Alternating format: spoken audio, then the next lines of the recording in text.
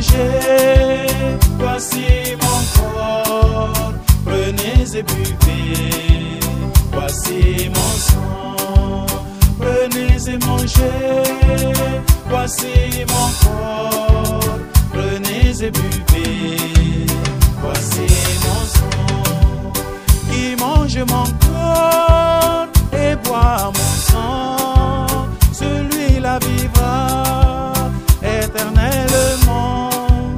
Qui mange mon corps et boit mon sang, celui-là vivra éternellement. Alléluia. Bien-aimés en Christ, après Marie-Madeleine, la première missionnaire, l'apôtre Thomas qui attestait que le Christ est vivant dimanche dernier par sa profession de foi, mon Seigneur et mon Dieu. Aujourd'hui, troisième dimanche de Pâques, c'est au tour des deux disciples d'Emmaüs. Quelle belle rencontre que celle-ci qui vient de nous être racontée. Regardons-la de plus près, car les disciples d'Emmaüs sont pour nous des modèles qui peuvent nous inspirer encore aujourd'hui. Leur démarche nous montre comment faire pour rencontrer Jésus à notre tour, dans nos vies d'hommes et de femmes, surtout en cette période de crise mondiale causée par cette pandémie du Covid-19, le coronavirus. Foges na pe ake indefna, la midne tendefu nam imba gombi, het fa Yesu Christa, fe map na fangon fana, nendal be kwa nde togna na sate fana Emmaüs.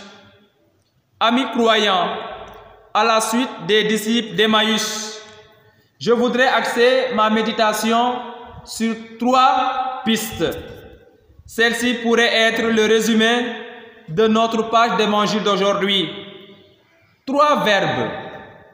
Premièrement, le verbe marcher, la marche. Deuxièmement, le verbe écouter, l'écoute de la parole de Dieu. Troisièmement, le verbe célébrer, célébrer l'Eucharistie. Premièrement, les disciples en marche.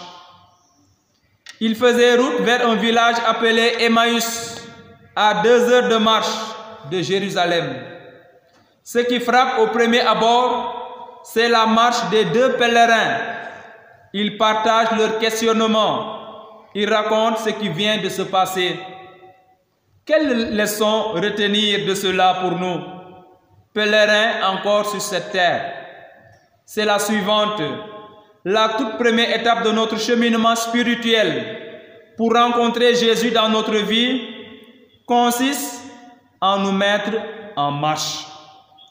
Oui, pour rencontrer le Christ, il ne suffit pas de désirer cette rencontre en disant « Yalla barne, rob afara ». Non, mais il faut se donner la peine de revenir sur notre vie courante. Partager avec d'autres nos aspirations et nos craintes, comme le faisaient les disciples d'Emmaüs. Éviter de s'enfermer sur soi-même.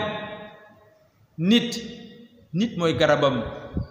Jésus lui-même s'approchant et marchait avec eux. Voilà une belle compagnie. Si nous parlons de Dieu, Jésus nous rejoint dans nos chemins. Frères et sœurs en Christ, parlons de Dieu dans nos familles, dans nos maisons, lieux de l'église domestique. La foi ne s'arrête pas avec cette pandémie du Covid-19. La foi ne s'arrête pas. Dieu est avec nous. Rob Orefaïn. Si nous lui accordons une place dans nos maisons, dans nos communautés, dans nos cœurs. Ensemble, parlons du ressuscité aux autres. Il nous rejoint dans nos vies.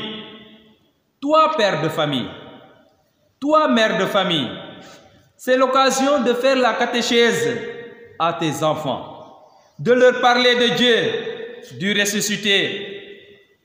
Deuxième piste de réflexion, écoutez la parole de Dieu. Il leur expliqua dans toute l'Écriture ce qui le concernait. Dans cette deuxième étape, c'est le recours à la parole de Dieu qui fait tout le travail. Les disciples sont sortis de leur pensée à courte vue.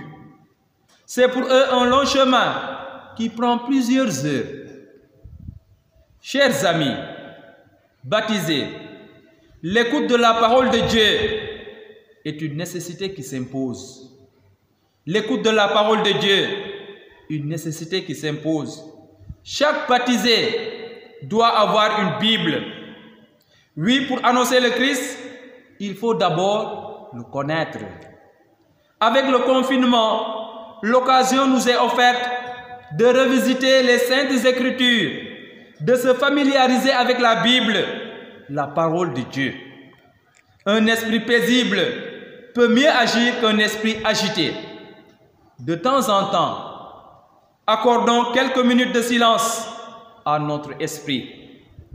Oui, le silence peut nous guider et nous orienter dans la bonne direction. Le confinement n'est pas une perte. Le confinement n'est pas une perte. Tout est calme. Laissons Dieu nous parler et taisons-nous. Enfin, troisième piste de réflexion, célébrer l'Eucharistie. Les disciples reconnurent à la fraction du pain et leurs yeux s'ouvrirent, mais ils disparurent à leur regard. Bien-aimés en Christ, dans notre cheminement spirituel, nous sommes invités, comme les disciples d'Emmaüs, à rompre le pain avec Jésus, que nous voyons dans la foi sous les espèces du pain et du vin. À chaque messe, une rencontre particulière avec lui nous est proposée. Chers fidèles du Christ, nous pasteurs prêtres, nous vous portons en prière à chaque célébration eucharistique. Certes, l'heure est grave. Depuis le 17 mars 2020, les rassemblements religieux drainants du monde sont interdits à cause de cette pandémie du Covid-19. Ne perdez pas espoir. Le ressuscité vous rejoint dans vos maisons. Car c'est lui-même qui nous dit, là 2 ou 3 sont réunis en mon nom, je suis là, présent au milieu d'eux. Nous savons bien que la communion au corps et au sang du Christ vous manque beaucoup. Oui, nous le savons. Fat nu muñ kene fop xana fak bes yasam imof bombetando xan. Courage, chers fidèles. Frères et sœurs en Christ, soyons sûrs que Jésus est toujours là, sur notre chemin, qu'il nous attend, qu'il veut s'asseoir et manger avec nous, comme il le fit avec les 2 disciples d'Emmaüs. Marchez, écoutez, célébrez. Et disons ensemble, marchons, écoutons et célébrons. Mane nobiscum. Reste avec nous, Seigneur, en ces moments d'épreuve. Accompagne-nous sur nos chemins. Tu les illumines et les éclairs de ta présence. Mane nobiscum. Il se fait tard, Seigneur. Ne nous laisse pas avec cette pandémie. Délivre-nous de ce fléau. Nous te le demandons. Toi qui es vivant, aujourd'hui, demain et pour les siècles des siècles. Au nom du Père et du Fils et du Saint-Esprit. Amen.